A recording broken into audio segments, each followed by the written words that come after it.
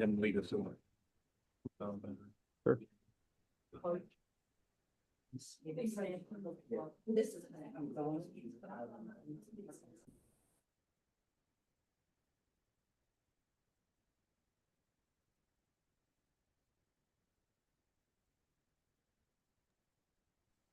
Hello. Hey, Dale McCray, I'm supposed to be carrying. We have your plans. Thank you. Appreciate you. Good evening, everybody. I'd like to call this meeting of the Virginia State Democratic Executive Committee to order. Thank everybody who's in the room and thank everybody online. And we're going to start. Well, before we get started, I just want to recognize that we lost two great friends and two great Democrats over the weekend. Former majority whip and former associate chair of this party, Marge Burke, passed away over the weekend. And we're going to have a resolution here towards the beginning of the order of business. I'm going to switch things up and we'll vote on a resolution memorializing for all of the service and for a great life. And also very sad to hear we lost Katie Dooley. Those of us here in Charleston, she's a great friend of ours and an attorney and an activist and somebody who's been involved with anything that we've been doing for a very, very long time and also a very dear friend of mine. So if we could just a moment of silence for their friends and their family and however you see fit to use that moment of silence, but let's start with a moment of silence.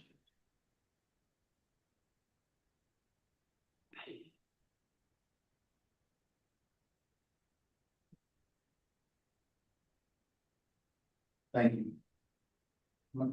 As our guest, former mayor and veteran, served this country honorably, Richie Robb, to lead us in the Pledge of Allegiance, please.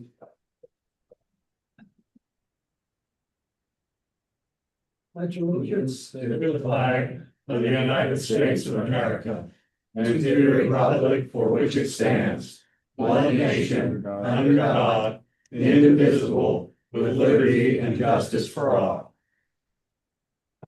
Thank you, Mayor Robb. Okay, I'm gonna ask for the secretary to take a roll.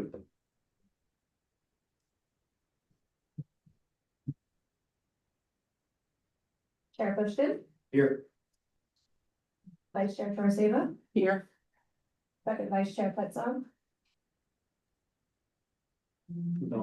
Thank you. Joining by Zoom. Yeah. He is. Chair Powell, Present. Selena Vickers, Here. Present. Harry Rodabaugh, proxy for Pam Tucker Klein. Amazon. Oh, Yes, present. Chris Pennington.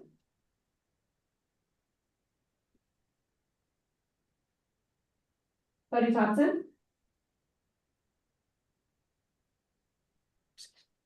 Jenny Craig, present. Christina Baston, Present. John Doyle, Here. Nikki Lauer, Online. Yes. Yeah. Kyle Carlson, Here. Olivia Dollar, here. Pam Van Horn, here. Sean Hornbuckle, Here. Mike Wolfle, Cindy Lavender Bowe,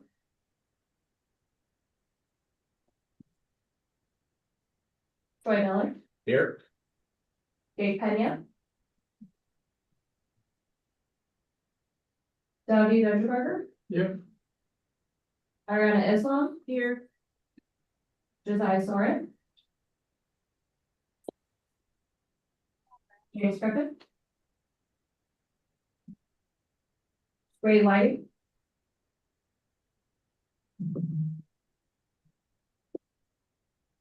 Natalie Clyde, Here. Kathy Lake,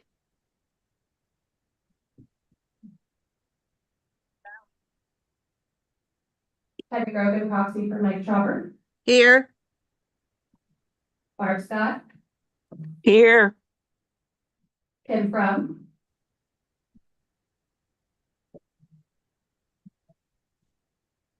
Sunny Oakland, Here. Judy Stevens. Mary Brookover. Simon Hargis. Bonnie Crew. Tess Jackson. Ben Barkey. Present. Scott Brewer, proxy for Floyd Sayer. Stephanie Heck. Here. Tammy Pritt. Here. Matt Spurlock.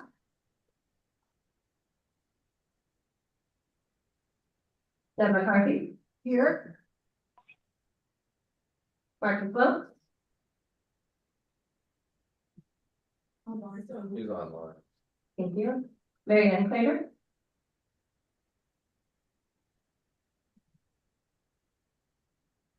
Vero Mateus.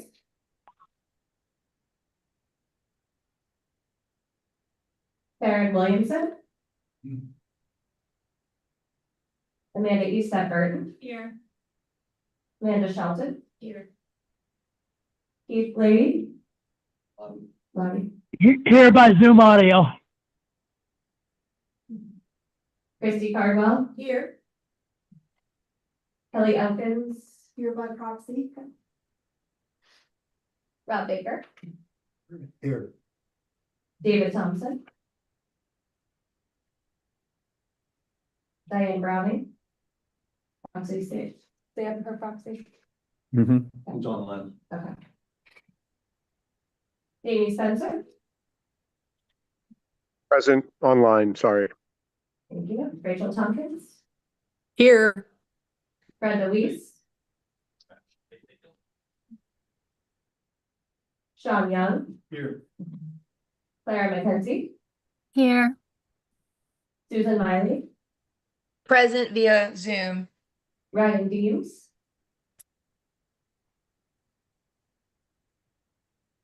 Bob Stoltz. Here. Belinda Biaford. Is it proxy? She sent a proxy, just an empty proxy. Here by proxy.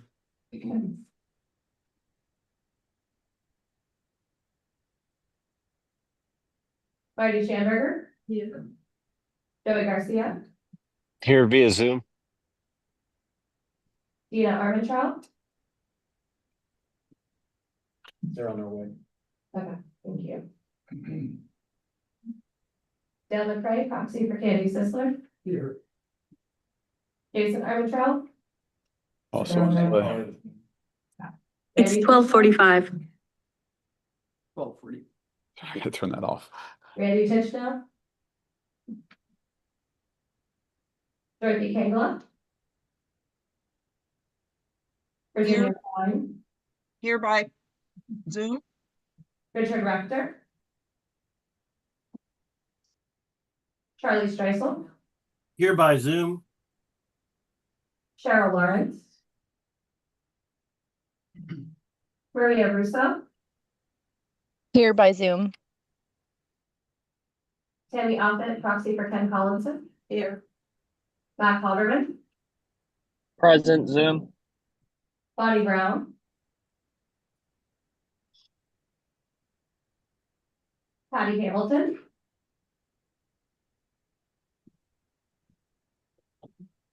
Richie Ralph. Here. Sorry, that was loud. David Tucker. He's on Zoom. And that is all. We have 4. And Madam Secretary, we do have some that were on Zoom that weren't able to respond. Cindy Lavender Bow is here. If there's anyone on Zoom who needs to respond, either type in the message or speak up now, please. Nikki Lauer present. Nikki Lauer is present. Okay. Josiah Saran is present via Zoom. Josiah Sarent is present. Dave Tucker, do you copy? Marcus We Lips got it, present. David. And Virginia Science. Virginia Here. Stein. This is Sam Petzonk. I was asked to hold a proxy for Diane Browning. We have that registered. Okay. So I'm present also on her behalf. Okay, is that everybody?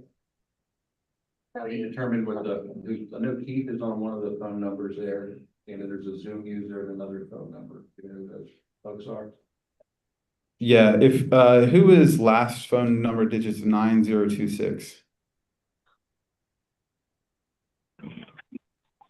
Keith Lottie in Clay County. Okay, that's Keith Lottie. And then we have last phone number 1204.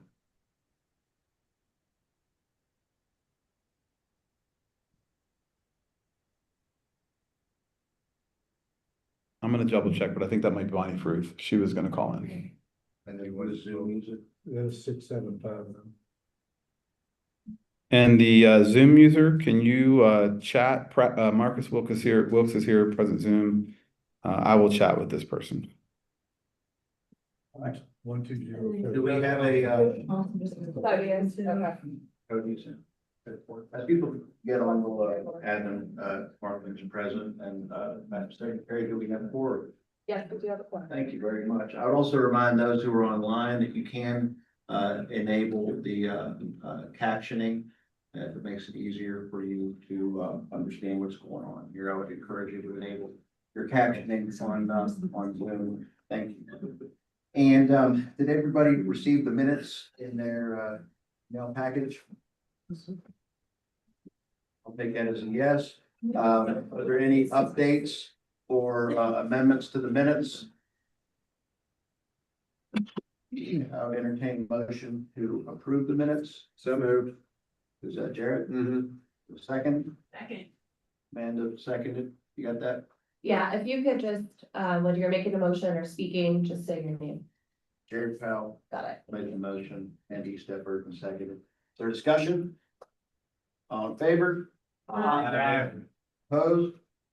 And the minutes have been approved. Thank you.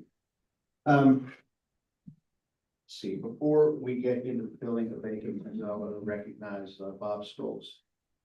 Yes, Mr. Chairman, last night, as everybody, you announced Marge Burke passed away, and a young man from our home county of Gilmore asked me to introduce a resolution to honor her life and work. Chase Moss, and I'm gonna let him read the resolution that he's in. That's fine. So, as you stated, my name is Chase Moss. I'm from Gilmer County. I'll read the resolution and I'll just take a moment, to speak on the resolution. A resolution to honor the life and work of Marge Burke. Whereas Marjorie Marge Burke served in the West Virginia House of Delegates representing Gilmer County from 1978 to 1996. And whereas Marge served in that chamber with distinction, serving as the first female majority whip in the House of Delegates and the first chair of the Women's Legislative Caucus. And whereas Marge was a founding member and former state president of the West Virginia Federation of Democratic Women. And whereas Marge was a steadfast supporter of the Democratic Party and its values for her entire life. And whereas Marge passed away on October 3rd, 2025 at the age of 92. Therefore, be it resolved that the West Virginia State Democratic Executive Committee does honor Marge Burke's life and recognize her decades of work in the pursuit of a better party and a better state. And be it further resolved that the West Virginia State Democratic Executive Committee extends condolences to the Burke family and all who knew Marge. I do have extra copies of this if anyone would like one. Marge was an icon of this party and of the state. And I know many of you knew Marge either personally or you at the very least knew the name. There have been several times where I've introduced myself to someone and I've mentioned that I'm from Gilmer County. And the very next thing that comes out of their mouth is, "You must know Marge Burke, don't you?" She dedicated over 60 years of her life to the betterment of this party. She served in leadership positions in the legislature, in the state, in the Federation of Democratic Women, and in this party. It's not very often that we see someone as dedicated to our shared values as Marge was. And I think that this committee ought to recognize how sad this passing is.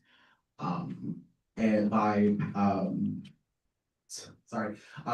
passing this resolution. And that's all I have, unless anyone has any questions about it.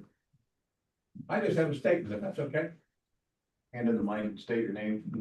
John Doyle, I served in the House of Delegates with Marge Burke. Everything he just said is exactly right. I say we pass it. With further discussion, The raised hand, what's that? there's a raised hand on Twitter. Oh, I'm sorry. Selena, Yes, I move that we adopt this resolution. Second. Christie seconded. So, Selena, moved the resolution. I think Bob got up and introduced the resolution. Anyway, we're gonna move the resolution. Thank you very much for drafting this and bringing this to us, Chase, and thank you for your very thoughtful words as well. Is there further discussion? All in favor? Aye. Opposed? Resolution passes. Thank you very much. And I just want to add that the minority leader is on the call with us. So he's going to go to the speaker's office and to the clerk's office and see what we can do about further honoring Burke's in the House of Delegates where she served honorably for so long. Thank you. Also, I'm going to skip the order a little bit unless there's an objection to move to the DNC update. I'm going to call upon our DNC member Selena Vickers to give us an update on the DNC unless there's objection. I have a point of order, Mr. Chairman. I don't know where Ms. Vickers comes, but I'm looking at the agenda. You know, we have good of the order, Richie Rob Canal. We have good of the order last. All of our meeting, and that's us, the people in the group, and that's always come last. Last meeting, we had two or three minutes on that. I think that should be first.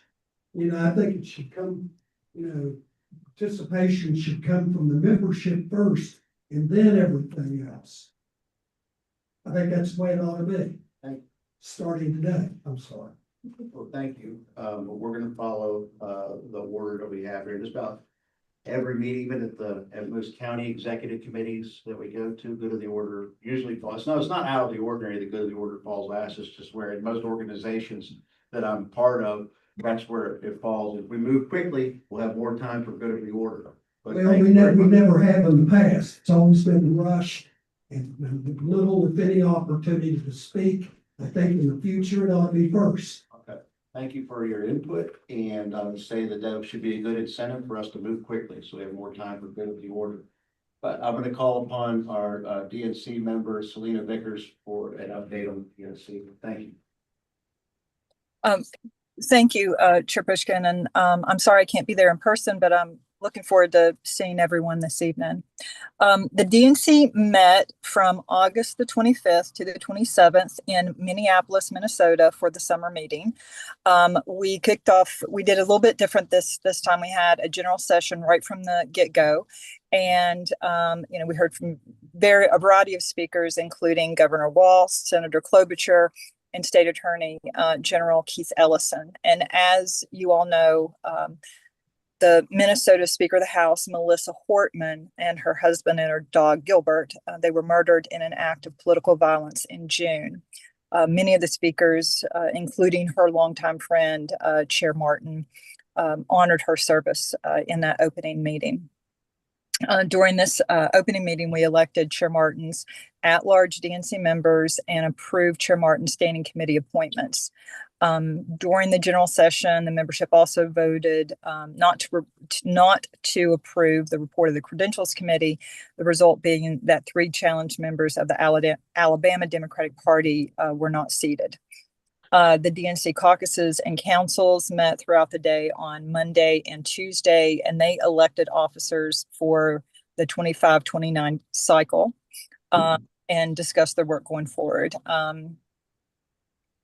There on Wednesday, and also during the Monday and Tuesday, the Resolutions Committee and the Rules and Bylaws Committee met. There were several charter and bylaw amendments that were introduced by Chair Martin that were reform amendments. All of them passed except one of the charter amendments was pulled at the last based on a technicality, which will be revisited later. But some of the I think, really significant things to this body is codifying some of the at-large and committee members that they will be elected by the membership as opposed to being completely appointed by the chair moving forward, and codifying officer and staff neutrality in the primaries. We also passed several resolutions. One of them in particular that I think people would be very interested in is a resolution on integrity in the financing of our presidential primary elections. And so that is primarily trying to figure out a way to limit dark money in primary elections. There was also 2 resolutions on Gaza that were similar, but there were some differences. And instead of passing one or both of those, Chair Martin has put together a committee to try to find a compromise resolution for consideration at the next meeting. We were literally getting ready to go into the general session on Wednesday when we all found out about the horrific school shooting in Minneapolis, and therefore we just did not conduct a full meeting that day for the second session. We just voted to approve the reports, and at that time, so we did not have a full meeting that day. Basically, over the course of the week, the caucuses and council, standing committees, and general sessions, there were a total of 27 meetings that took place, and an enormous amount of elections took place. The next meeting will be held in Los Angeles from December 11th to the 13th. So thank you for allowing me to give this report, Chair.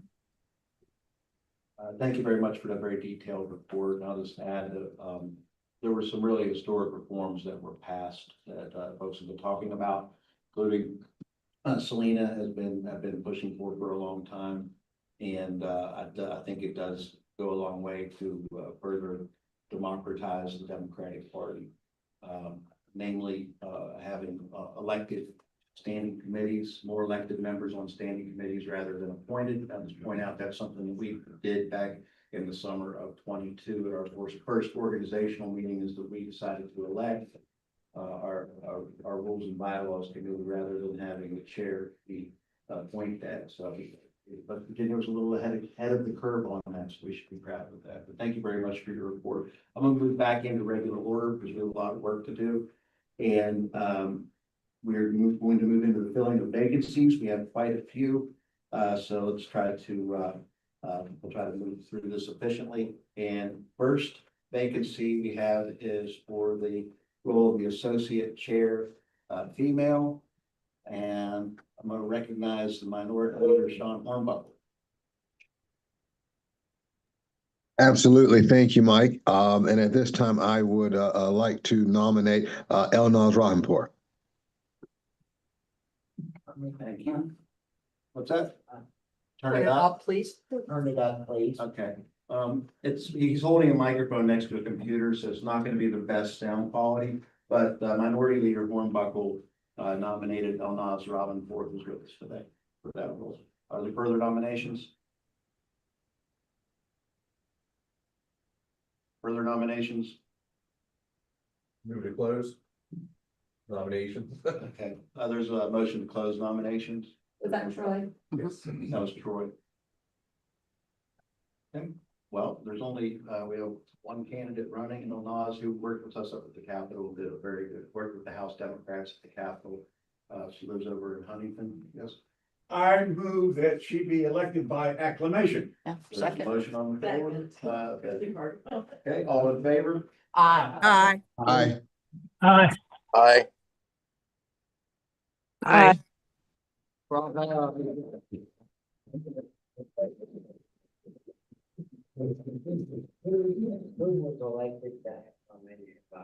There. Well, she's going to speak now. I just want to thank everyone for all that you do. Thank you for all that you do for this party. I hope I can make you all proud.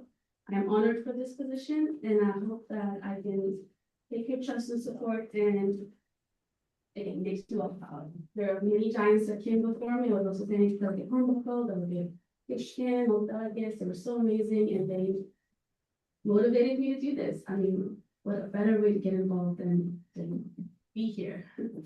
So thank you so much. Thank you for being here. Thank you very much for stepping up, Elnaz. I just want to, for those who haven't met Elnaz yet, she was one of the best staffers that we've had in our time in the legislature, self-starter. Sure, she probably called many of you, and she just can call people. She works very hard. And so that work ethic we need in this record with us. Thank you for stepping on. Our next vacancy is for the role of vice chair, second congressional district female. Are there nominations? Mr. Chair. Yes.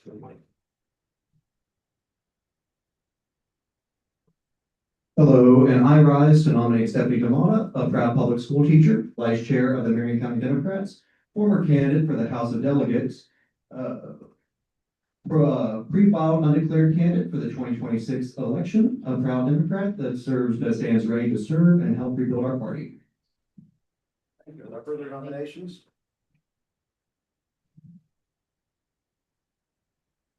Close nominations. There's a motion to close the nominations. We'll see if there's a motion behind you. It's fine. There's a motion to close the nominations. We have one candidate for vice chair, second congressional district.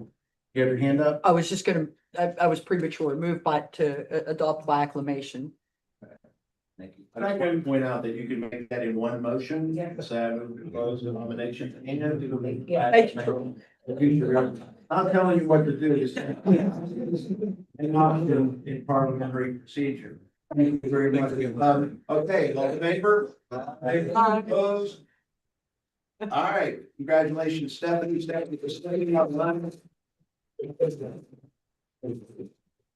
let her know that she now has a whole bunch of responsibilities. To work immediately as the vice chair of the second congressional district. Those that know Stephanie know that she's a very good choice. First senatorial district male. Other nominations. Jenny Craig, I nominate Glenn Elliott for, first Senate District male. Are there further nominations? Further nominations? I move nominations be closed and an Elliott be elected by acclamation. All right, everybody understand? Who seconded? Sonny seconded. All right, I'm sorry, I just skip discussion, right? It's discussion. All in favor? Aye. Aye. Aye. Congratulations. Aye. You are Aye. now to this committee. Aye. The first senatorial district. Aye.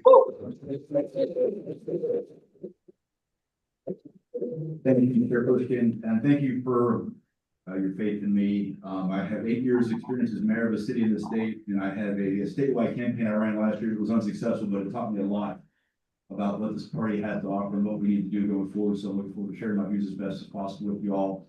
And it's great to see so many down here today. A lot of friendly faces for being sure last year. Thank you. Thank you for your willingness to step up and serve on this committee. We appreciate. Our next vacancy is for the role of the second senatorial district male. Are there nominations? Any nominations? Third senatorial district female. Other nominations? Fifth senatorial district male. Other nominations? Sixth senatorial district female.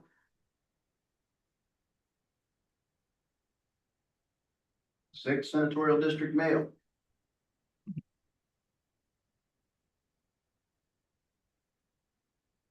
Seventh senatorial district female.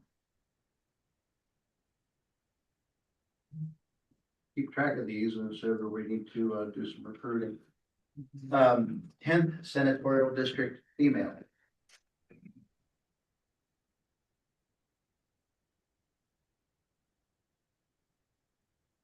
I would like to nominate Terry Rodaboff. I have a What's that? Sam, oh, sorry, we have people with their hands up there. Okay, sorry. Got their hand up? I have to get in the habit of looking. Pam Klein had her hand up. Pam Klein, I recognize Pam Klein. Go ahead, this is Pam Klein, and Sam Petzock was gonna do that. I was just making sure he hadn't gotten away from us. Thank you. What's that? Recognize Sam. Recognize Sam, please. Sam, you there? Yes, sorry, I'm having trouble unmuting myself. Yeah, I would nominate Terry Rodabaugh for the 10th District Female. I think many of you know Terry. She's been a leader in this party since I'm going to say for decades. I won't, and she has taught us a lot. And I've spent a lot of time with her. She is beloved in her community, and something that was really innovative that I want to share with people in nominating her, that she brought to her county along with Pam, is that they have rotating meetings around the county. Some other counties do this, but Terry's well beloved in her community around Craigsville and that part of Nicholas County, and they have, use that local community standing to bring their committee in touch with all of their trusted friends there locally. She's gotten a lot of great innovative ideas that have helped rekindle the party and a lot to teach us and share with the rest of the committee. So I'm proud to nominate her. Okay. Second Vice Chair Pat Song has nominated Terry Rodabaugh for Senatorial District 10 female. Or further nominations? Further nominations? Move to close nominations and accept by acclamation. The motion was made by Gloria, seconded by Christie. Is there discussion?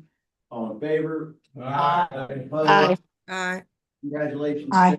Aye. Aye. Aye.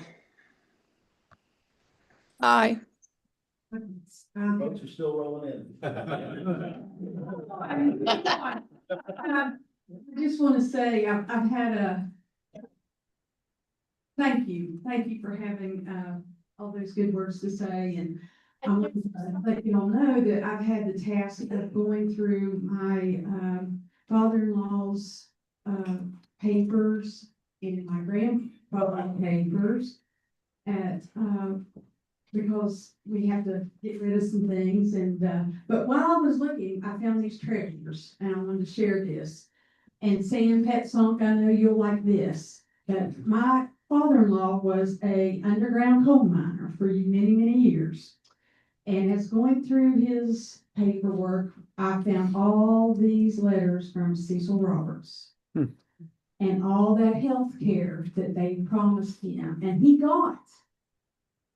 And my grandfather was a federal highway, or it was by train, postal worker.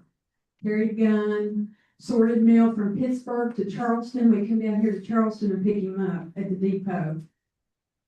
And he had a lot of those letters talking about his health care and his pensions, as well as my father-in-law. And they said, well, Terry, you're gonna have to do, Pam told me today, she said, you'll have to do a stump speech.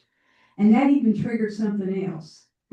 You've never been to a stump speech until you've gone to Racine, West Virginia. That's a stump speech. But I will do my best. We've covered a lot of ground in Nicholas County, and let me tell you, it's been one of the hardest jobs I think I've ever had to do, was to go out here and tell people my soul is good. Worry about your own soul, because mine's good. And we're going to be good Democrats. We're going to get back up on top of things because we're going to work and we're going to be unified. That is the key, folks, unities. Yes, yes, yes. And I think I told Teresa this week that boring women make boring history. So with that, we're not going to be boring anymore. We're going to stand up and we're going to get the job done, and we're going to fight for what our forefathers have fought for us to have. Thank you, Mike Christian. Thank you very much. That was a great speech. I think we'll move on to the candidate agreement. Maybe we'll talk about something else about Senate. That's right. Thank you so much. Senate District 10 male. I'll recognize Second Vice Chair Petzoff again, I believe. Was District 5 filled? I was going to defer to Pam Klein, I think. Thank you, Sam. This is Pam Klein. I would like to nominate Devin Spinks. Devin lives in Nettie, West Virginia. He ran for the House of Delegates the last election. He's a public educator, and he was elected the Nicholas County Democrat of the Year for this year. So Devin will do a great job, and I nominate Devin. Thank you. Like second that. Okay, who is the second? Mac Alderman. Mac Alderman seconded. Are there further nominations? Further nominations? Move to close nominations and accept by acclamation. Thank you. Second. Tom seconded. Got that? Mhm. Okay, any discussion? All in favor? Aye. Aye. Aye. Aye. Aye. Aye. Like to nominate someone in the third. Thank you all very much. I came on to the Nicholas County Democrats 2 years ago, and Terry has been my, right-hand woman this entire time, and I wouldn't be here if it wasn't for Terry. So I think you and Pam, you're absolutely amazing as well. I mean, we've done so much in Nicholas County. I'm completely taken over our communications, and things are moving in a very positive light in Nicholas County as well. So we're getting young people interested in the party again. Yes. House of Delegates as well. I just want to point out that per our bylaws, you can have no more than two. In some of these senatorial districts, just about all of them, except for the 17th, are multi-county districts, and you can have no more than two. And we did check, and since the two active members before today in Senate District 10 both reside in Greenbrier County, then both from Nicholas County are eligible, just as Mayor Elliott is also eligible since he was replacing someone who stepped down from Ohio County. But we did check, so everybody so far would be eligible. But when you're looking at some of these vacancies that need filled, so like, for example, Senate District, 5th Senatorial District, the 5th Senatorial District would have to be from Wayne County. They would have to be from Wayne County. Thank you. In that particular district. Okay. Mr. Chair. 13th Mr. Chair. Senatorial, yes. Point of clarification, Stephanie Heck, this senatorial female. You say that it has to be from Wayne County from that group?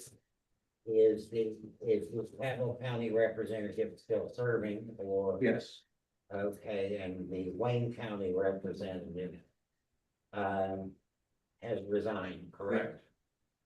Okay, it's a shame to lose him. He was an excellent mayor. So I'll do my best to help you find a suitable candidate for that.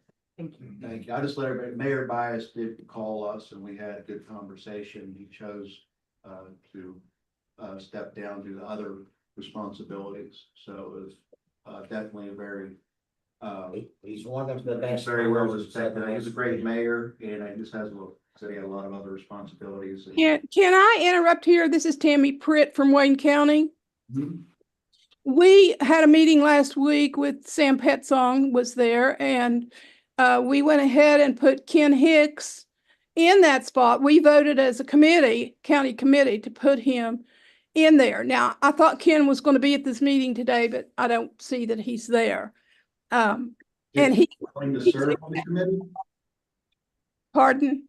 Is Ken willing to serve on the committee? Or did you? Yes, he's on the county committee. We got him appointed on there for somebody that had died. Bossy Spry died. Objection, I will return to the 5th Senatorial District mail and reopen the nominations. Nominate Kenneth Hicks. Yeah, I'll Ken second. Hicks has been nominated by Stephanie Heck.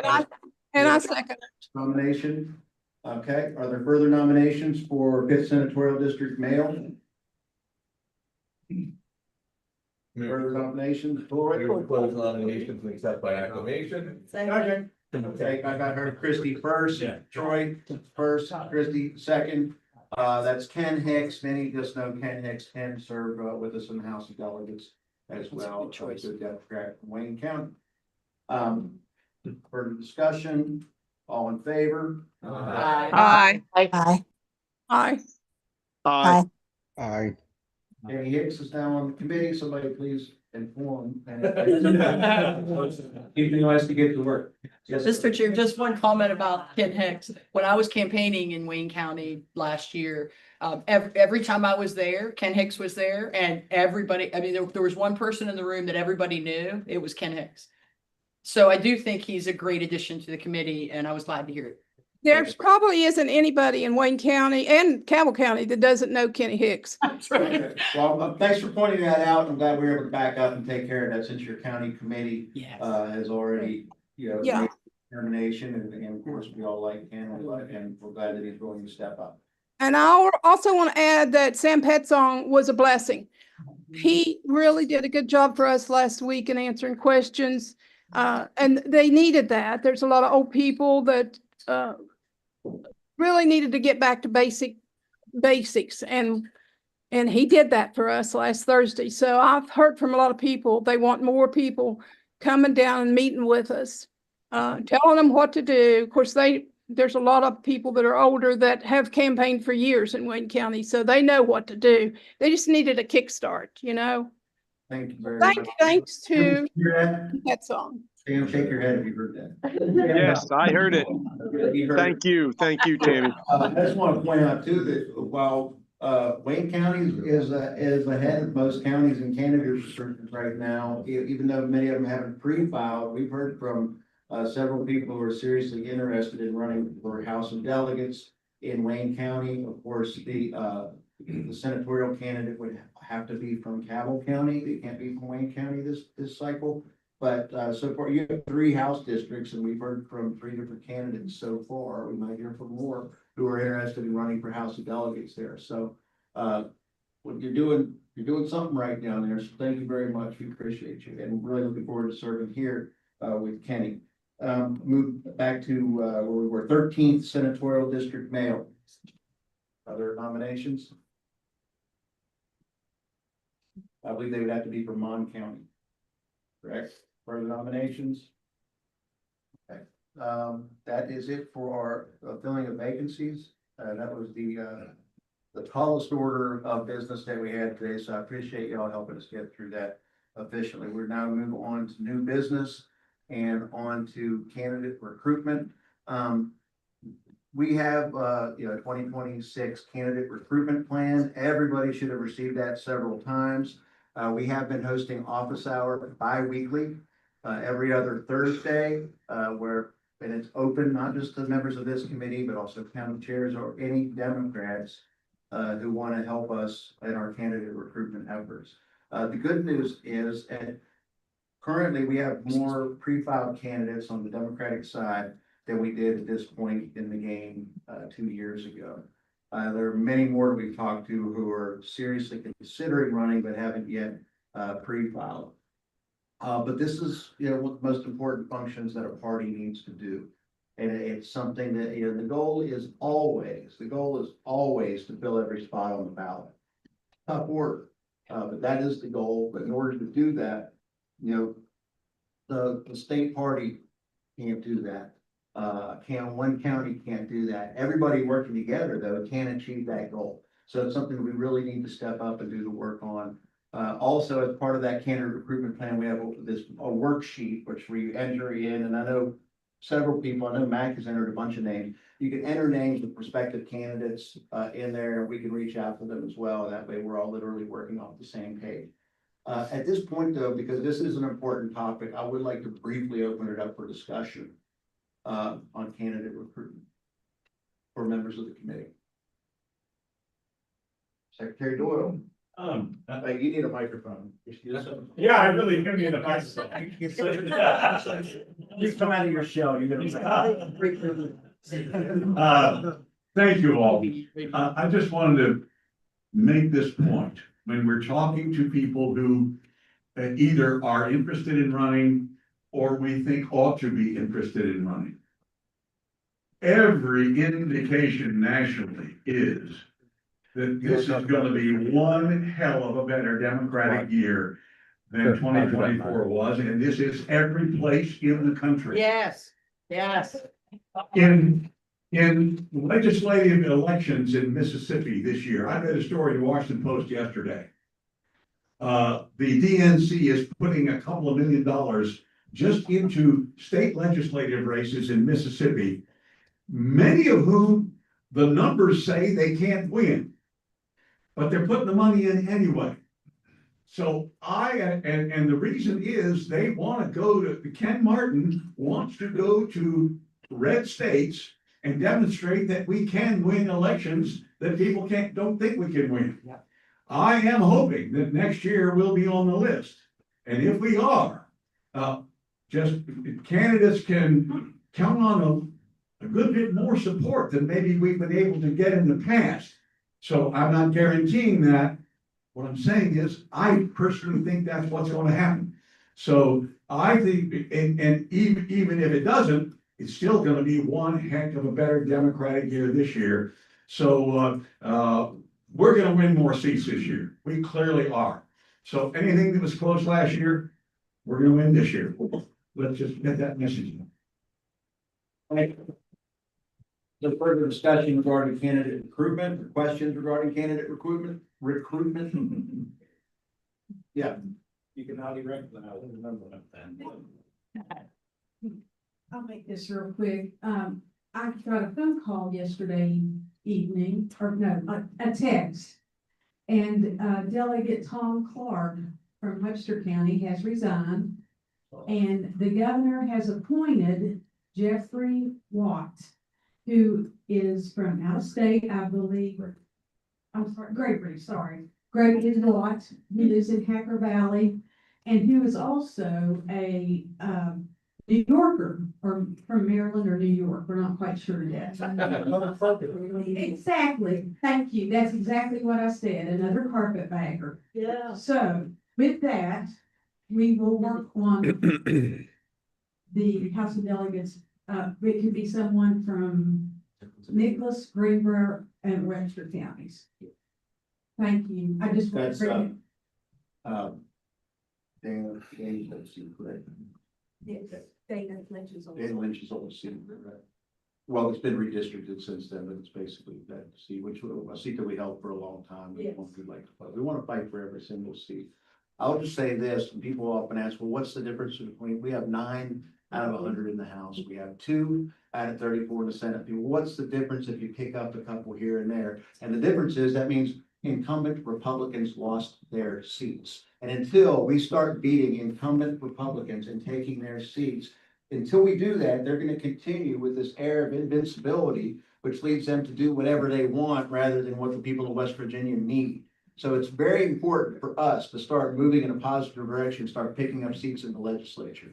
So it's on us in this room, it's on our county committees, it's on, every Democrat that wants to step up and help fill those ballots. Because one thing I know is we're not going to win any races that we don't compete in.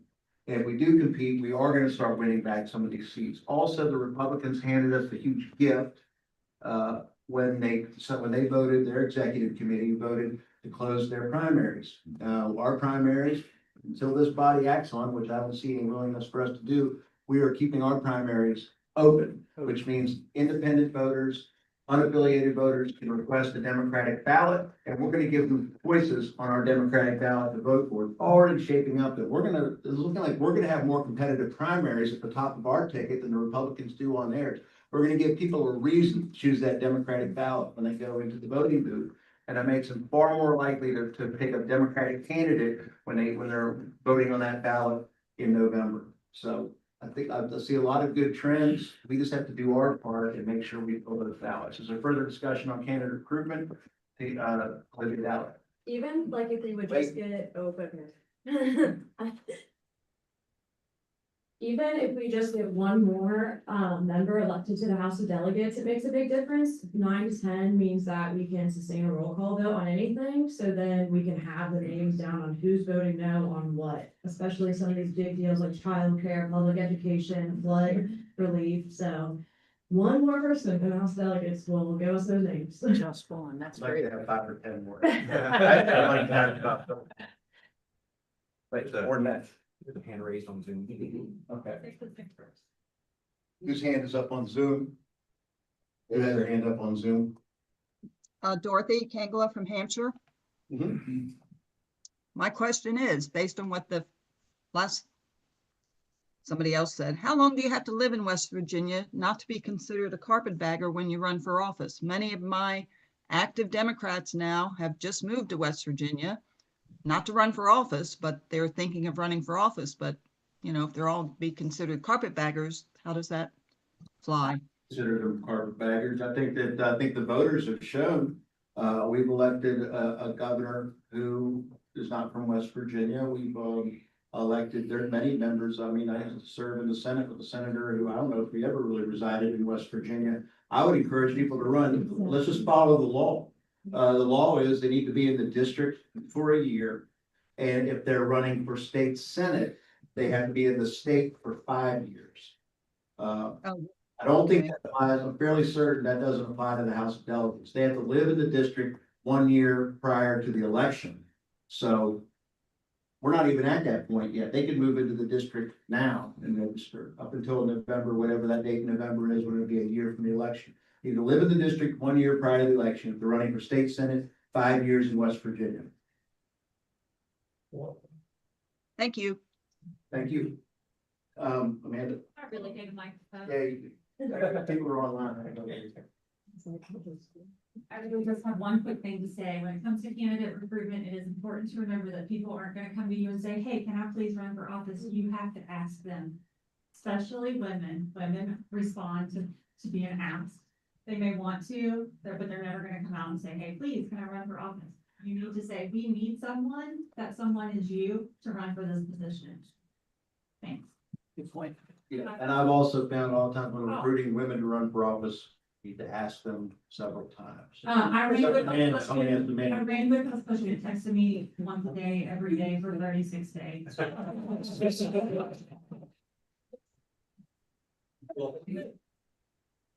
not you. It's not true, but you did ask if every.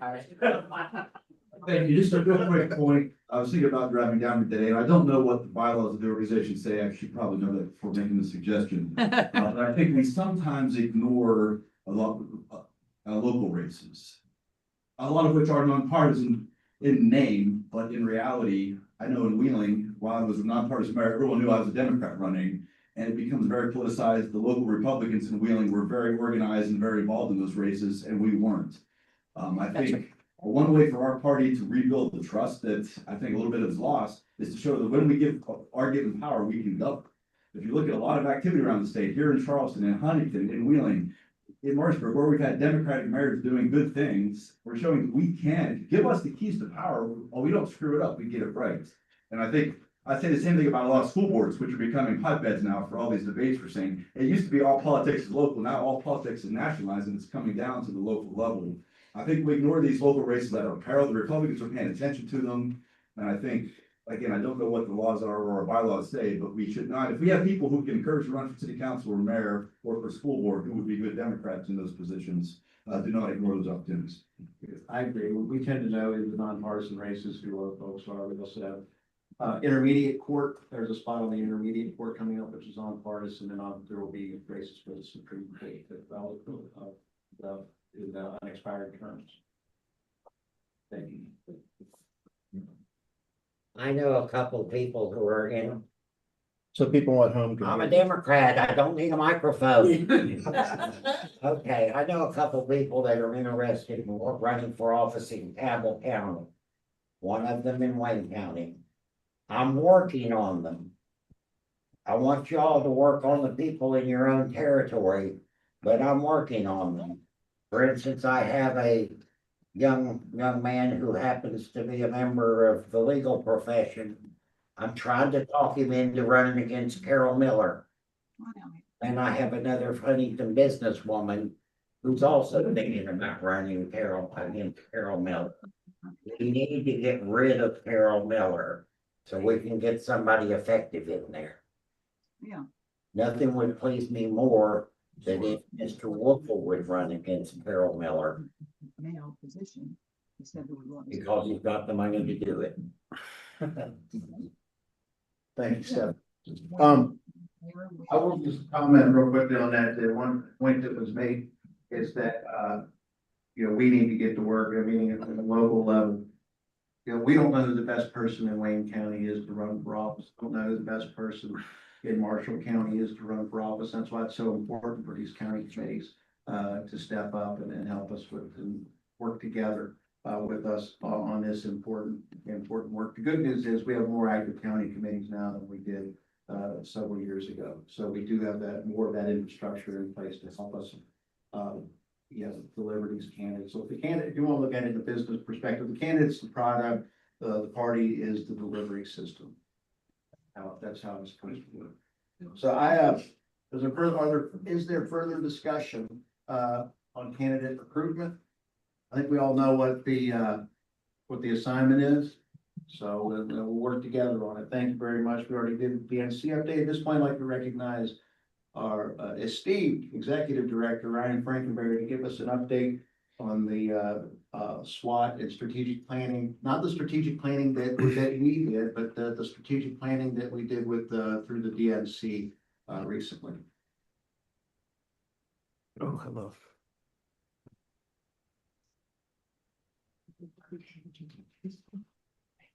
Thanks, Chair Cushing. Ryan Frankenberry, Executive Director. So the SWOT analysis that the DNC has been working with us on has been done in at least 8 years. And so it's good that we're back to it. It's being done in every state and territory in a very regimented fashion. So for us, what happened is we gave a bunch of names to the crew that's doing the SWOT from the DNC. They reached out, sent a lot of surveys. Some of you all may have gotten the surveys as well. We did, active partners, former partners, elected officials, all of this kind of thing. From that, then there were interviews that were done here in Charleston, I think a couple on Zoom as well. And so now they're doing a lot of analysis. I actually got an email yesterday asking for some more data. And so with that, we're looking forward to getting the SWOT analysis back so that we can use it to try to strengthen ourselves. But it's also a very important part of understanding where we are, right? And I'm sorry for using an acronym, but the SWOT is SWOT, strength, weaknesses, opportunities, and something else. But threats, yeah, thanks. We don't have any of this. So anyway, it was a really helpful process that we're still involved in. It's important, I think, that we have to be honest and know where our party has been, where it is currently, and where it's going to go in the future. We have discussed doing kind of a mini SWOT with our counties, so we may try to roll something out. Mainly as just a way for us to be looking at, what are our strengths, what are our weaknesses, and how can the party help overall. Any questions on that? Thank you. Thank you, Ryan.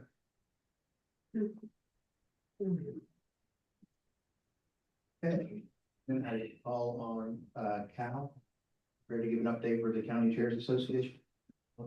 Up here.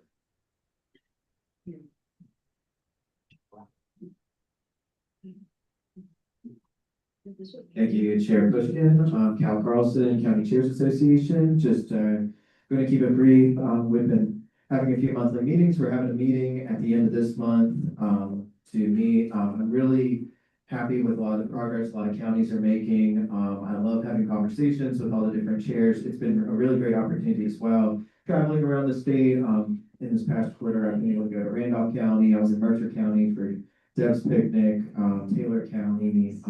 It's just been a really great opportunity to go around. I mean, a lot of these areas that we consider deep red, you all are fired up, and it is so inspiring, and it's so great to just see the energy in the building and all the committees coming up. I know the most recent committee that we have back online is Mingo County. So it's just really great and really inspiring just to see everybody. And I want to give a shout out to our officers, Vice Chair Tammy Offit from Berkeley County and Michael McClintock. They are kind of my rocks, my sounding boards. And it's just, we're just going to continue to build and continue to, create a plan and get everybody ready for next year. Thank you.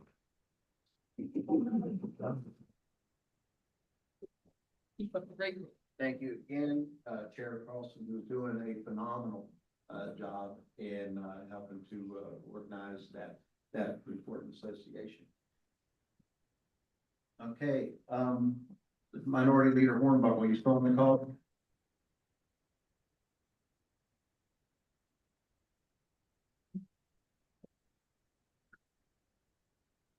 I can give a brief. Yes, sorry, I'm still on the call. I should have given you a heads up on this, but can you give us a brief legislative update? I'm sorry, I did not hear. I'm walking through this parking garage right now. I apologize. Can you give us a brief legislative update? You want me to do it? Yeah, so you can piggyback off of that, but right now, currently, as of 2 days ago, I know that we did not have agenda set for our interim committee meetings. As everyone knows, from a legislative standpoint, we have yet to get any work done on PEIA. There's been no special session called. As far as that goes, there are not any votes to be able to do what Morrissey wants to do, which in short would be essentially kicking people off of the program, which will not help any. And so there are not the votes or the appetite to do that just yet. And so we don't have any movement on fixing the PEIA issue. I know that, and you might have talked about this earlier, Mike, on our kitchen table tour. We've heard different things as far as the Marl transmission line, which we as a caucus are going to try to fight like hell to make sure that does not happen, and that people with property get a little bit of respect and not bullied into giving up their property. So those are things that are sort of immediate right now, and we'll be working on some other items going into the legislative session, such as trying to help service workers with some tipping issues, affordable housing, and obviously trying to do what we can for PEIA. Thank you very much. Sorry to just throw that at you while you were. Oh, no, you're fine. But thanks for the good job. There's nothing I can add to that. Yeah, except I just wanted to thank Minority Leader Hornbuckle and the rest of the House Caucus for this great idea of having this kitchen table tour. And we can't be everywhere, and I apologize for that, but we're a lot of places where we haven't been. And it's what? How many stops is it? 12? 10? Sorry. It's growing. I'm already adding stops to it. There's 10 stops, and then many of these places we're going in where they do not have the benefit of having Democratic representation. We are going into red parts of the state to hold listening tours, and so far we've been to Huntington, Martinsburg, and outside of Morgantown in Mon County. And each stop has grown in numbers of participants. Most recently in Mon County, we had like 150 people in a volunteer fire department hall in Clinton, West Virginia. We had a packed house in Martinsburg. We had a packed house in Huntington. And it's so far it's an aptly titled kitchen table tour because that's what people want to talk about. They're not as obsessed with these cultural war issues as the Republicans are. They want to talk about PEIA. They want to talk about access to healthcare. They want to talk about funding for higher education. They want to talk about public education, things that the Republicans are just not dealing with. They're only dealing with cultural war issues to help themselves get elected. But that's what we've found so far. And I look forward to continuing on the tour. And it was a great idea, Sean, and it's worked out, even better than we could have expected it, but it's what we need to do. We need to get Democrats out all over the state and show people that we're the party that knows how to govern, not the one that just, knows how to divide people. That's what the other party does. We're trying to bring people together, listen to them so we can be better representatives for them. And yeah, that's true. There is no special session in the works for PEIA. There's no special session in the works. Recently, I don't know if you heard the comments by Paul Hardesty. He was 100% correct in what he said about this attack on public education. And we do need to adjust the school aid formula, but it's not something that can be done during a regular session, and there's no willingness to hold a special session for it because that's actual work. Addressing the school aid formula is very difficult work. It takes some thought, and these folks on the other side of the aisle just aren't capable. Aren't capable of doing. I just calling it how I see it. That's how it is. But that's your legislative update. I wish I could bring something more uplifting and optimistic to you, but that's where we are. That's why they call it the bad idea day. Chairperson, Yes. where Hold on. is your next? I was just gonna ask, where is your next kitchen table four stop? Well, thanks for asking. I happen to be in it. No, it's not in this room, but it's in Charleston. October 7th at the Women's Club in Charleston. And you can find, where's the one after that, Olivia? Fairmont and then Wheeling. Fairmont, then Wheeling, but you can find it at the easiest place. Well, it's on our website on wvdemocrats.com, and it's also on the House Democrats Facebook pages. You didn't have it, it's on. Hey, Mike, Yes. you there?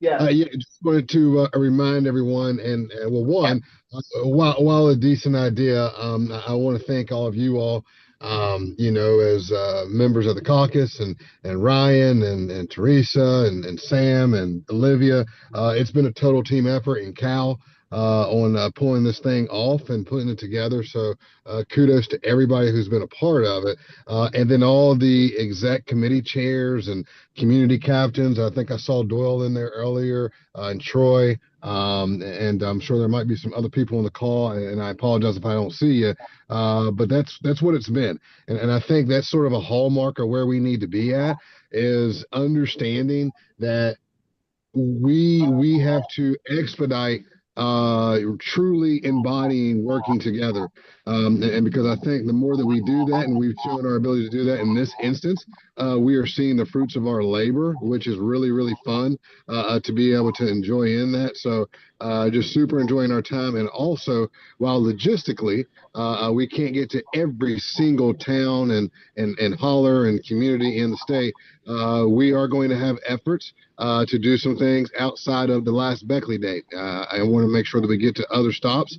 It will be tough once session starts, and probably virtually impossible, but we're not going to stop there. We're going to try to connect with as many people as we can, have real conversations, and get people going. So I just appreciate you all's teamwork on this. Thank you. Can I ask a question about Wayne County? This is Tammy. Absolutely, Miss Tammy. And so I do know that there were several people from Wayne County that were at the Huntington one, because I didn't even know about it, or I would have been there. But one of the first fundraiser campaigning for Joe Manchin I had in Wayne County, and we invited Mingo County, Williamson. And if we meet in Wayne, if you all could do one in Wayne at the community center down there, and we could invite Williamson people, I think we'd have a big crowd if we get it well advertised. So can you think about that? Oh, I will be more than happy to think about that. Yeah, I do know that we're going to be in the Southern Coalfields in Gilbert, which is going to get a lot of that Mingo crowd. I don't know how logistically that is for you all down Wayne, but we'll be pulling from Wyoming, Mingo, Logan, right there at the southern part of Wayne County might as well be Mingo County, because that's pretty far down there. So they probably will go to Mingo County too. But I know it was pretty successful when I had that was years ago, that Mingo County came and joined us, and I thought it was great. But absolutely, like I said, I definitely appreciate that. And again, I can assure you that we're going to go to as many places as possible. But right now, I don't foresee in the next 12 months being able to get out to every single county. But we will work with you to do what we can do, because the ultimate, desired result is making sure that people are heard. And right now, it is of our belief that people are not being heard. And so we're going to make every effort to do that, understanding that we still don't control the agenda at the legislature. And it's all hands on deck. And even if we do not get to go somewhere, if anybody on this call or in attendance that is in your district, don't take it out of sight. Let's just think outside the box and figure out how we reach people. So. Yeah. Okay, thank you. Yes, ma'am. Thank you. Thank you. Tammy basically hit on the subject I was going to talk about. Ours that we're working on is with Flatwoods or with Braxton County DEC, and we're doing a collective ad from Webster. We'd love to see Gilmer, Calhoun, those surrounding counties. Webster County, we're going to work and do ads I'm not sure if we're getting them on Facebook yet or, but that we're trying to help them get the crowd there by making phone calls in our county. So I think that's something we can all do in surrounding counties to hit those focal points. Well, Thank let me interject here that I grew up on the Braxton Gilmore County line, and my relatives are still all up there, and really, I have lots of nieces and nephews that are doctors and retired and lots of contacts and family. And I know Braxton kind of bowed out. And Travis Mullahan's mother, I've done nothing. I grew up with her, so I work on her and Jean Boggs all the time, but they are just discouraged about the Democrats. And, all of us are getting older. We got to get some young blood in there, but I'll do my best to help you out if you'll let me know and make some contacts and get you some people there. Absolutely. And I would ask a couple things, if you don't mind, Chairman Pushkin. And one, we also have Cindy Lavender Bow on this call, who's been great on helping us to coordinate those things. And if you're unable to reach myself or Evan Hansen or somebody, please reach out to Cindy Lavender Bow. She has been great in spearheading these efforts as well. But I would like to ask the question of what specifically are they discouraged about Democrats, so that we can try to maybe address that. Now, are you addressing that to me or? Oh, yeah. I think you just made the statement. I think that Jean and them. One of the things is that Jean Boggs and Brenda Mullahan and that group worked for years, provided lots of fundraisers for different people, had lots of dinners because Brenda owned that restaurant in Sutton. Yes, ma'am. And I mean, things just popped back then. And I mean, I'd send our gubernatorial like Menace Ketchum and those people up there, and they were waiting on them, and they'd have 150 people, people wanting to see. So, but they have kind of course, that Travis Mullahan has went independent. So you can't, but his mother's still a Democrat, and so is Jean and Brent Boggs, of course. So, and then I have Scott and Stephanie Frame are my niece and nephew, and they're both retired physicians from up there. So they have a lot of influence. And they are now because they just retired, they're getting really interested in politics. So I think we could, really get a crowd if we work together. But there's discouragement comes from years of work. And then, I've been a lifelong Democrat. I knew Marge Burke. I grew up with Marge Burke. My whole family did. And I'm so proud of that. But it's like all of a sudden, everybody turned red, and that Braxton County just dropped out, and we had no committee. I don't know if they have a committee up there now? I don't know that they do. They do. They have a newly formed committee with a lot of great new leaders. Great. Excuse me, please hit mute, everyone. Also, as secretary, I am trying to get everyone's input. If you are called on to speak, please say your name and please wait to be called on, whether you're in a room Please or wait on till you're Zoom. called on, because we have a room full of people here. We have a bunch of people on Zoom, and just so we're able to have an orderly meeting, please don't just jump in, raise your hand, and you'll be called on, and everybody will be called on. All members of the committee will be. I would just say this, that right now, as far as if anyone's keeping score on town halls in West Virginia, the Democratic legislators are winning 3-0. Oh, great.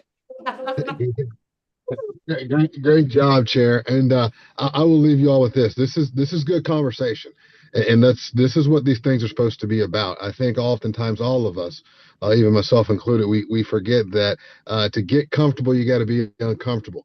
And it's that time to capture the energy that we are creating. I think we're going places. It's not going to be just tomorrow.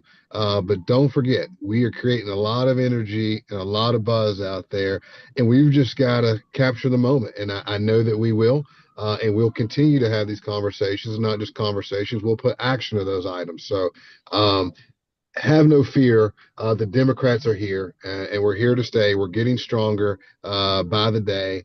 So be excited. This is this is a huge opportunity before us. Unfortunately, on the bad things that the Republicans are doing, but it is causing us to actually work together, not just say it, but to actually work together and to do these things. So I'm excited as hell, and I'm looking forward to hearing from people that I've never met, I haven't heard from in a long time, and we're going to do this thing. So glass is always half full, and once we start, all of us start thinking in that way, we'll be all right. Thank you, Minority Leader Hornbuckle. I just want to add real quick that Sean, Delegate Hornbuckle, our Minority Leader, has been working, and his staff, and the rest of our small but very united and mighty caucus has been working very, very hard on everything, especially on this kitchen table floor. And this is not easy work these days. And it's like, we're the same for everybody. It's not easy to be a Democrat in West Virginia right now. But we are working tirelessly on this to try to help rebuild this party. And, you know, we're all working together. You stated earlier, we'll have folks on the ground in each of these places. We're getting the word out. And whatever we're doing with this kitchen table tour, so far it seems to be working because we couldn't fit any more people in the room at any of the venues that we've had so far. So we're going to keep it up and we'll keep getting out there. And thank you so much, Sean, for your work on this. Appreciate you all. We have one last thing. One last thing. I've had conversations with a huge number of women in Hamilton, Wayne County. And one thing I've learned that women are concerned about, the health care for their children and their elderly parents. I see some female head shaking there. And the price of groceries, which is tantamount to everybody's budget. Social Security, the Medicare, Medicaid programs. Come on, come on, come on. This is what people are concerned about. You start talking these issues and you're going to have their attention. The rest is up to you. That's correct. That's what people talk about around the kitchen table. Things that affect their day-to-day lives are 100% correct. We're gonna move on to the unfinished business, and I'll do a brief report. I don't need this microphone. I got this one over here. Obviously, the focus over the past few weeks has been on tonight's event. I hope everybody is able to join us tonight over at the Charleston Coliseum Convention Center for the Roosevelt Kennedy Dinner. It should be a great event due to the work of our executive director and many other folks who have stepped up, mainly Ryan. Mostly, yeah. Mostly. However, we are able to walk and chew gum at the same time, and that has been the focus. We also have been focused on recruitment as well. We talked about that earlier. We have been hosting these bi-weekly office hours and reaching out to county chairs because that's where the work really gets done as far as recruitment. Starting next week, at least for me, it's going to be 100% recruitment. That's all we're doing. Roosevelt Kennedy Building will be candidate recruitment. I did have the pleasure of attending the Jackson County Democratic Women's Picnic. That was, as always, that was a great event. Was able to make it out to the Berkeley County Democratic Association dinner, which was also a great event. And then the Jefferson County Democratic Association picnic. We have the president and of the Democrat and the former president of the Jefferson County Democratic Association here with us today, Troy and John. That was a great event, Troy. Was, all these events that we're going to, we've seen tons of people out there. So the hope from the road is the Democrats across West Virginia are energized and organized and ready to start electing more Democrats. We have, as I stated before, we've seen more Democratic pre-filings for the 2026 primary than we had at this stage 2 years ago. And we are likely to see, be prepared for this because it's already shaping up that we're going to have robust competitive primary races on the Democratic side. And while the Republicans are putting up the same old entrenched incumbents at the top of the ticket and closing their primaries. I think that was stated before, It's a good thing for Democrats, but especially at the top of the ticket, we're seeing people step up and run. We're gonna have competitive primaries, and that's a good thing as Democrat. That's all I have for my report, and we'll move on to, I guess we'll start with first vice chair. Thank you.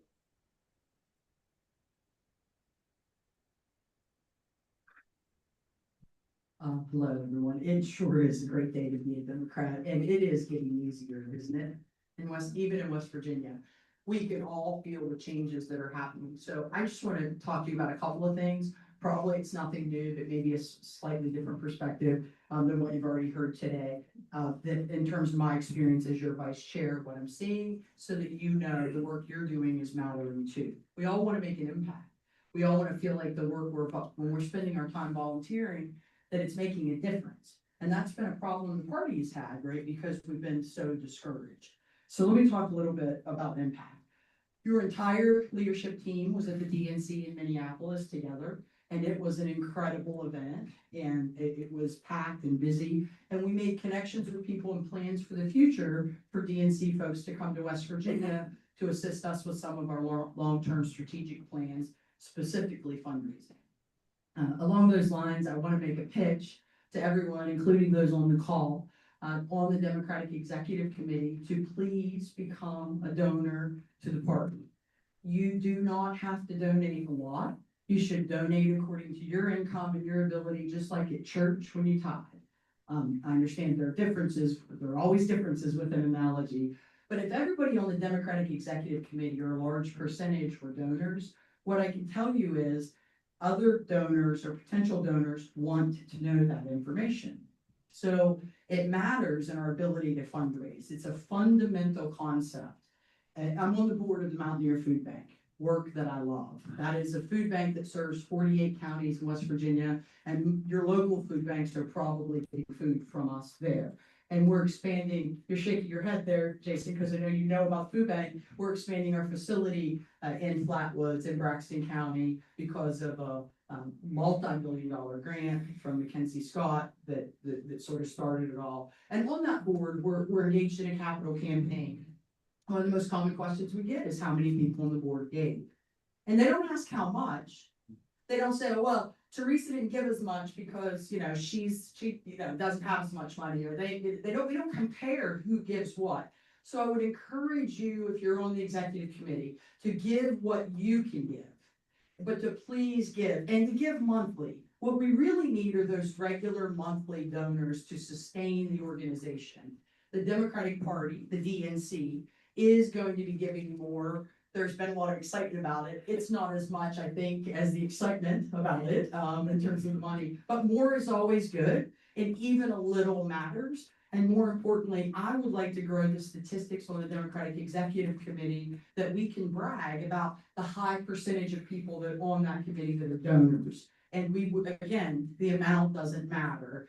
Give as much as you can, please, but please consider being a donor to the Democratic Party. Because that's one of the, you've heard Sam Petzong preach about the 3 C's. I shouldn't say preach, that's negative connotation, but not preachy, but he talks to us about the 3 C's, and cash is a big part of it. So, and that work is underway, so you know, from your leadership with the DNC, not just in terms of the DNC supporting us, but with money, but coming into our state and telling us and teaching us and helping us fundraise better, including fundraising both in state and out of state.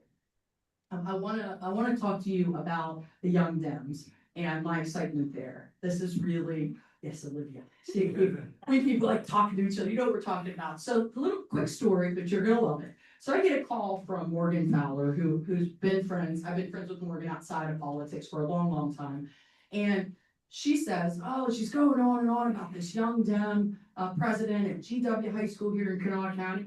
County's blue, Charleston's blue. We have a Democratic mayor. Surely we can do some good work here, right? And we need to build where we can build. And this young woman is so excited, and she's having events at GW High School, and they're blowing out attendance, and she's not even ready for how many people are coming. I don't, all of that is happening, right? And she's so excited to, and Morgan's words, just be in the room with us. Struck me. It's like, I'm excited she's in the room with us. Are you kidding me? Like, she's excited to be in the room with us. We need her. And she's bringing her teacher. And I'm talking to Morgan and she's talking about these events and she had an event the next day and she had some question for me. And I said, well, why don't you tell her to invite her club? Get them to come to the dinner. Why don't you get her to see how many kids? And I thought, gosh, maybe she'll fill a table or something, you know. And next thing we had 10 kids, we filled a table. Very exciting, right? I'm telling everybody, Olivia's hearing the word. Then another table. And I'm going, oh, maybe I should have put a limit on the sponsorship of the, you know, but I'm kidding. Really thrilled, right? And then I reach out to Leader Hornbuckle, who, by the way, gives everybody else credit all the time and is doing yeoman's work at leading the team to act like a team, which I'm very impressed with. And I've gotten to see that leadership in my small role as part of the team on the kitchen table tour, as he calls us chefs, kitchen table chefs, on the text message. So I reached out to Leader Hornbuckle and said, you know, Kanawha River Valley can't be that hard to get some kids from Huntington. And he filled the table. So that's 3 tables of high school kids at our dinner tonight. And they're all eager and excited to be in the room with all of you. That's pretty good news. And now, that's just the high school kids. We have more young Dems. We have WVU president, Marshall president, Concord president. The Concord chapter is new. Woo, Olivia, right? Capital High School president too. Capital High School president, didn't even know that, so I can't keep up with it, and it keeps growing. There's some folks sitting at my table tonight from Wheeling that are pretty young. I'm messaging them, how old are you? Let's see if they qualify as young Dems, right on the cusp. So very excited about, I think that that's critical, just like cash. We need money to operate this party, but the future of the party has to be, we have to have diversity of age. We have to have from whatever anyone calls old, depends on how old you are, all the way down to very, very young. And a quick another little story about young people, and that's my focus, because I think we have to build this intentionally as a party. They don't feel welcome, but they don't feel pushed out. They just sort of feel like, we don't belong in that room with those. They think it's a big deal, and we need to play on that. I was in Randolph County at a great event, was speaking there recently. 4 little girls sort of crashed our party, 3 7th graders and a 9th grader. And they were delighted to be there. They ended up eating with us. They got little name tags. It was their first political event, and it was a Democratic Party event. I don't think they're going to forget that and how they were treated. And we asked them all kinds of questions, talking. They knew about Kamala Harris. We asked them, someone asked them if they could vote.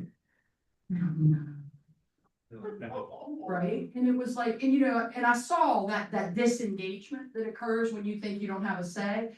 And I said, but I bet you all influence your parents pretty significantly. And they went, oh, yeah, like real, you know, how our kids are. So I think it's very, very important that we have intentional connections. I encourage all of you, if you're at the dinner tonight, to make sure you talk to these kids, listen to them. They want to be in the room with you.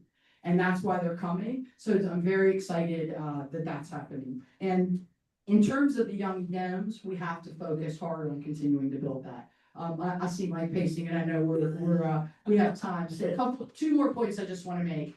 Democrats vote Democrat, Republicans vote Republican. We have to talk to independent voters, period. Voters, not the candidates, because I don't think an independent candidate can win in America very easily.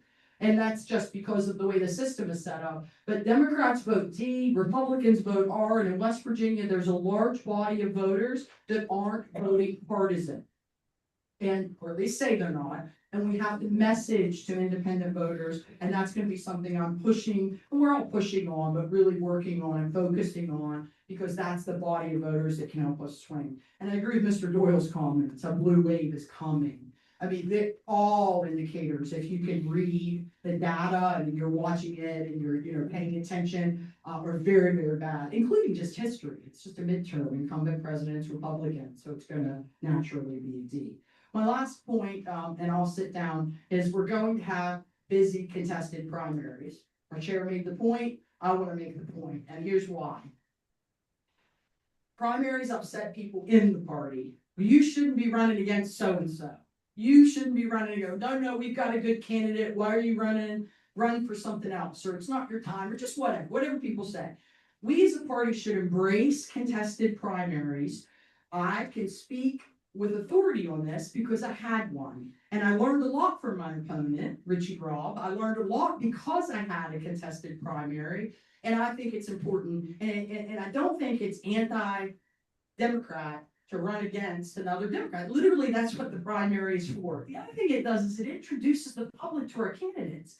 So even if you lose a primary, the public knows you. We're building that bench for you to come back. So I want you all to consider embracing contested primaries as a factor of party growth, because it's coming. And that's what we're going to have. We have so many excited Democrats that want to make change. So when you see a primary and when you have a contested primary for the Democratic Party, know that represents growth.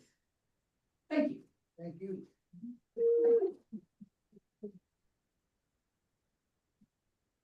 And briefly, since Teresa mentioned all the work that's being done with the Young Democrats, I just want to recognize our interim president, Olivia Dowler, who's been doing tremendous work.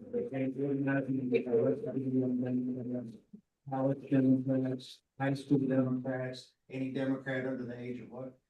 35, and there would be what, 4 tables tonight? 3 of high school Dems, 1 just young Dems, slightly older. / college Dems / 1 high schooler.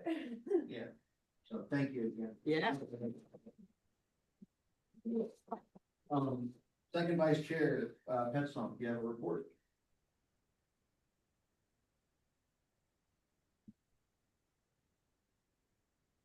Sam, you there? All right, we'll get back to it. Sam pops on and has a report. We'll get back to that. We move on to the treasurer's report. And now a man who needs no introduction. Our treasurer, John Doyle.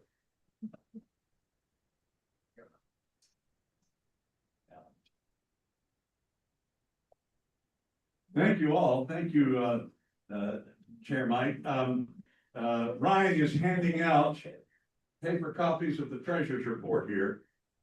And so while you're getting the report, the first thing I want to say is to echo what Mike said about coming up to Jefferson County and Berkeley County. And I went to the Morgan County event last weekend. They had 45 people there.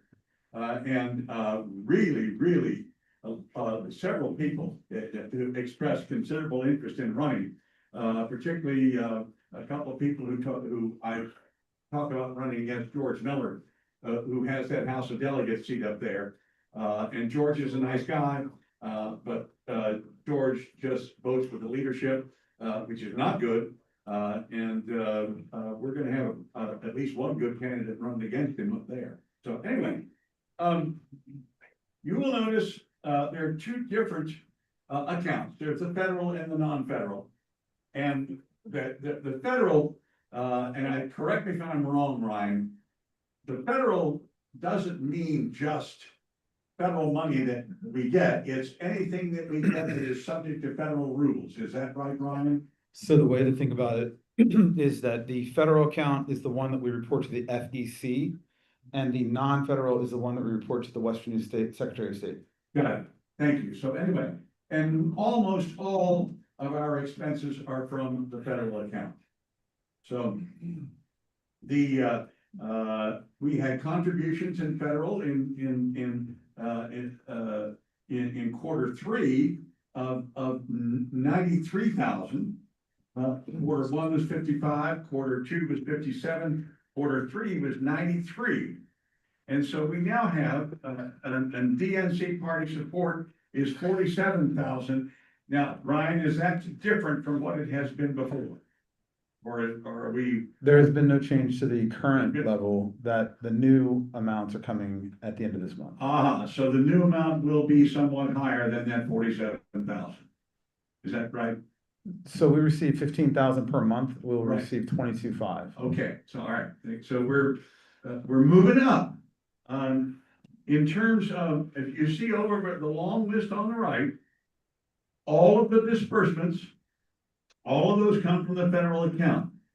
So if anybody has any questions about any of those disbursements, please ask, and we will answer. And I might know the answer to a few of them. Ryan will know the answer to all of them.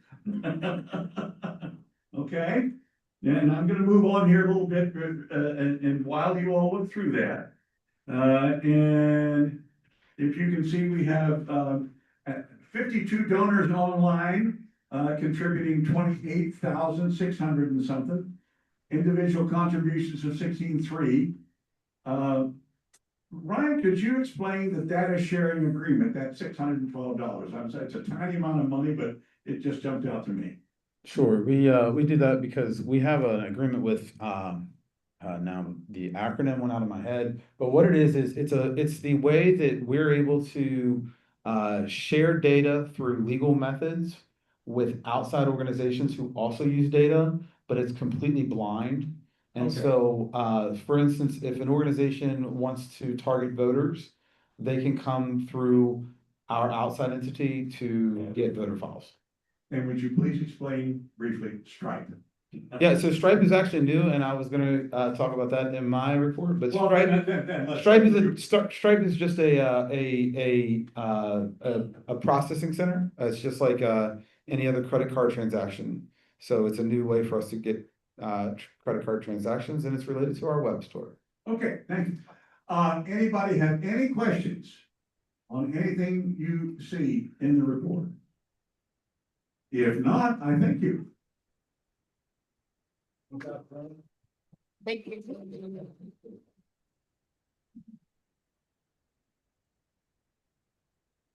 Move on to the executive director's report.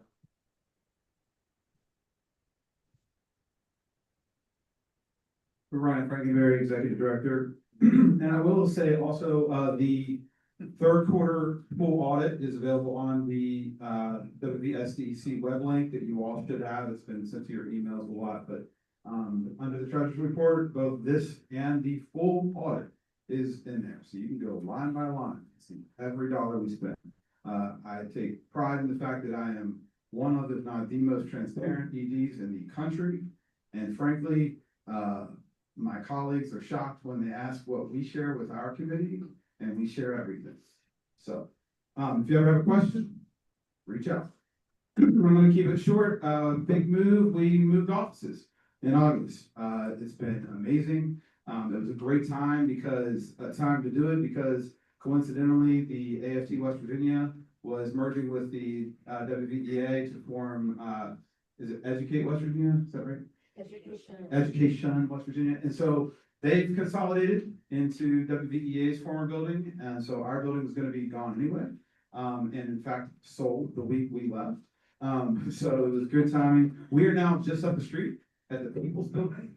It has been amazing. We see people every day. So that's great. It's also, but more importantly, it's gotten us leaner and to the point that we're saving money where we need to be saving money. It not only saves money on rent, but it also saves us money on our everything office related. So phones, internet, everything has gotten less expensive. In fact, we were able to get rid of our old phone system with Frontier. We were able to switch it over to an AT&T cell phone SIM card. So it's now on that card right there. But now we can even get text to the main phone line. That's good for like when you're signing up for a lot of things online because you have to have authorization stuff. Instead of having to put my number, put the main number. And the SIM card can leave and go to another phone whenever it needs to. As Chairperson said, arcade dinner has been a big thing that we've been planning and we were excited about tonight. As far as the registration, my list is bigger than it's been so far, so we continue to build. The excitement's there. Echoing off the kitchen table, it's been really inspiring to support the House Caucus and Senator Garcia in their efforts with the kitchen table tour. For my part, I've helped with setting up Action Network events for everybody, for each one of them. Also doing text blasts out to folks for that, and they have been hugely well attended. Working with the Young Dems, we sent Cal and Olivia to the National Young Dems convention where they did officially charter. And so we are back. And there will be a Young Democrats convention coming up. Pay attention to that and spread it widely. I've been working with several counties on providing Zoom options for their meetings and other ways for providing accessibility. Of course, we're always 100% focused on recruitment. We're upping our texting game for specifically to communicate about events. So we did it for the arcade, we've done it for the kitchen table, we did it for this event. So if you're a member of the WVSDEC and you did not get a text about something, then check with me because maybe we got a landline for you or something. But one thing I will point out is, we get a lot of complaints about folks saying that the vote builder doesn't have good numbers. I can assure you that I've been texting thousands of Democrats and very few are bad numbers that I'm getting back because I have to deal with every single reply. So that's been a good thing. One other thing that I do want to point out is the Board of Appeals did meet to consider two actions. One was the appeal of our member from SD8. There was a waiver granted on that one. And then also with SD5, which Ms. Heck was here and she was given a waiver as well due to hardship. So that's my report.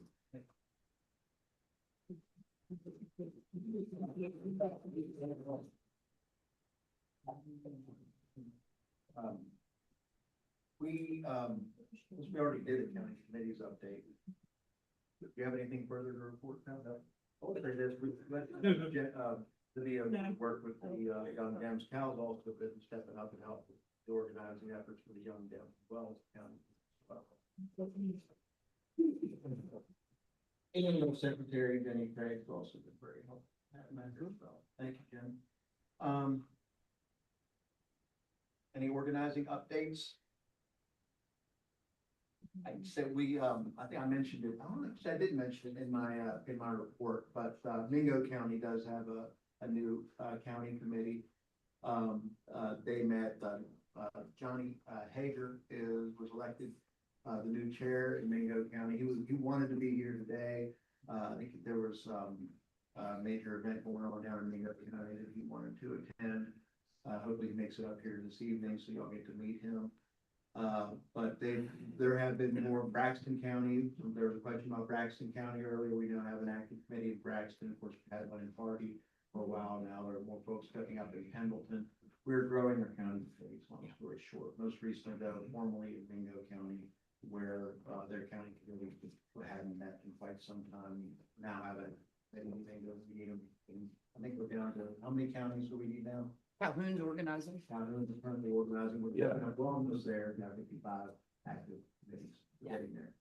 Yes, ma'am. On organizing, I forgot to mention in my talk and also something their executive director reminded me of. So two things. First of all, the Bernie event was a huge success in my mind as a Democrat because it mended some fences. There were a lot of Democrats that were angry about the way Bernie was treated a long time ago in the primary against Hillary Clinton. I sort of just a little, I didn't realize how deeply those wounds had gone in the party. And I think there was a lot that mended them. And we did a lot of organizing and got a lot of new information as a result of Bernie's visit. And our executive director was humble and quick when he talked to you about what he's doing for the kitchen table tour. The organizing there can't be overstated. Even for tonight, everybody gives name, email, phone number. That's what organizing is for future. So he's done incredible work making that happen, both to get him to the event, but also then for organizing after. So I do see an increase statewide in organizing. You almost can't keep up with everything. Thank you, Chair.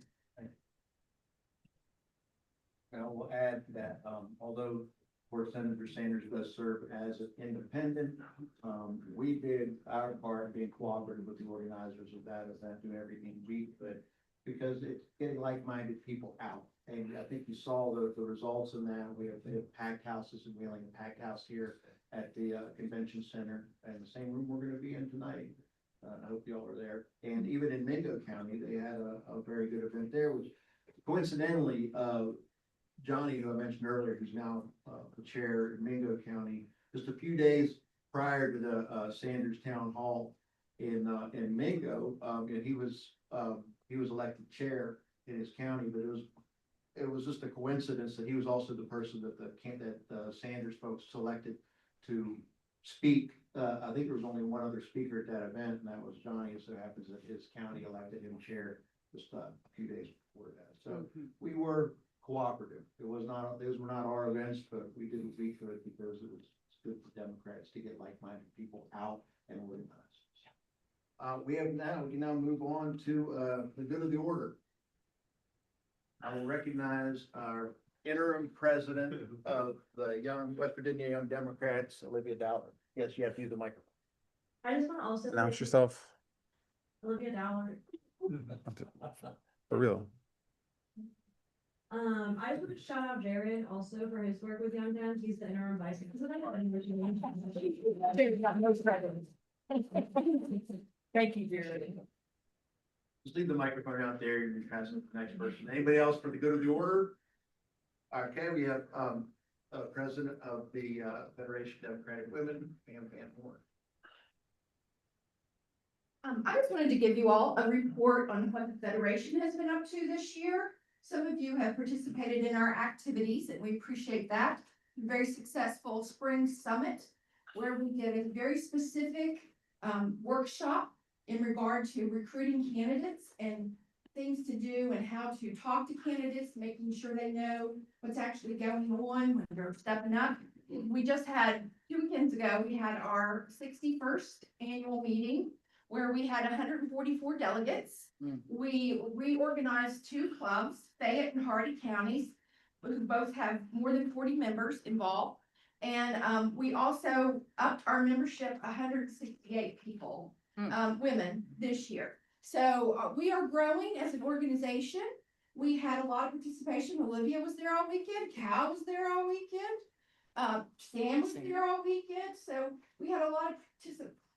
We had a lot of participation. So our next event will be for the state will be our spring summit, which will be next spring again. So we'll welcome everyone to come and have fun with us. Thank you. Bravo. With the Federation of Democratic Women. Thank you very much. Growth. And we do have Pam Klein online. Thank you, Pam Klein. I just wanted to follow up. You were talking about the Braxton County Committee, and I know there's somebody from Gilmer. Is it Chase that's in there from Gilmer County? There are a couple of women that are be in contacts with Gilmer County. They're older ladies, but they might be able to help. I mean, two of the greatest ladies that set up a Glen Elliott event in Braxton County and also Steve Williams event were older ladies like me. And we are trying to gear toward younger people, but don't count out there's older people that probably can help you get some contacts in Gilmer County. We tried to work through Rita Helmick quite a bit, and then she got tangled up in Walt's illness. So I think Gilmer County could be put on the map pretty fast, and I got a couple people in Calhoun County that I can add to that if I can get in contact too. That was talking about Calhoun. And also Nicholas County is looking pretty hard toward a women's group. I have a person, we have 25 to 30 names, but our women that were working on that joined the executive committee. So I have found somebody that's interested in heading that group up, and hopefully in the next couple months, we'll also be able to join the women's group. Thank you. Thank you, but I will disagree on one point. You're not older. Thank you very much. I'm getting there. Is there any other members first for the good of the order? I have to recognize members first to start. Can I just say? No, you need to use the microphone. Hi, guys. Deb McCarthy from Mercer County. I'm the chair of the Mercer County Executive Committee. We have had the good fortune of having someone purchase a building for us for our HQ. Wow. The building was built in 1910, so it's come with all the problems that a building comes with. Luckily, the person who purchased the building is also doing all the repairs. Everything is paid for. I mean, how lucky am I?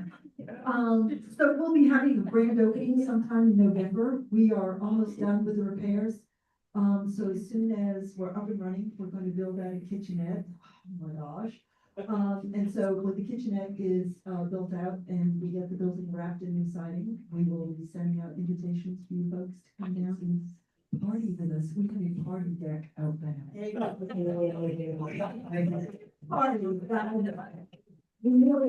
So, well, welcome to come down to Mercer County and, take a look at our new place. Thank you very much. Congratulations. And, I failed to mention that I was able to attend the inaugural, meeting of the Mercer County Democrats in the new headquarters, where we found a perspective where we have to do, be a prospective candidate, for Senate District 6, as you said, for Senate District 6 as well. Go ahead. Mr. Chair, Cindy Lavender Bowe comments, good of the order. I'd like to thank our strong Mountain Mamas voices, Danielle Walker and Amy Jo Hutchison, for continuing to uplift the voices of West Virginians. They were phenomenal at the Bernie event and continue to inspire. Is there any other comments online? Okay, any other members with, for the good of the order? Does anybody object to me recognizing a guest?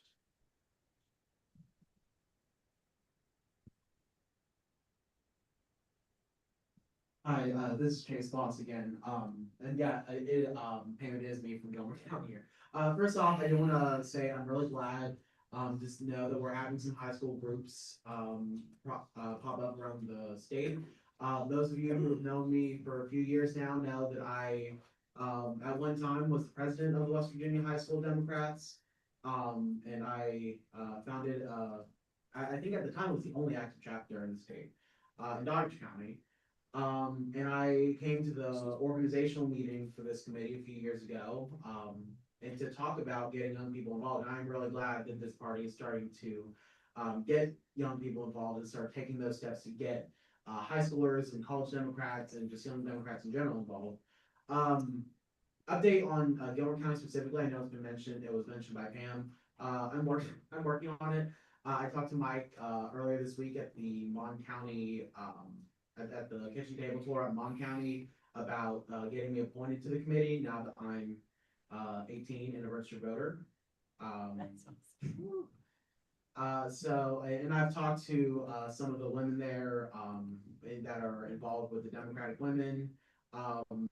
And I do want to say for the kitchen table, or whoever it is, for the kitchen table event in Flatwoods, I definitely recommend reaching out to the newspaper in Glenville. The editor is a good Democrat. The paper is called The Democrat, and it very much lives up to the name, fortunately. Yeah, that's all I have. Thank you very much. We're running up against 2:30, which is what we have that's what we have the room rented until, correct? Mm-hmm. That is the time in which we have rented the room. Anyway, I just want to say it's a beautiful day out here in Charleston. We're so glad that you're here in Charleston. It's great to see people all over downtown Charleston.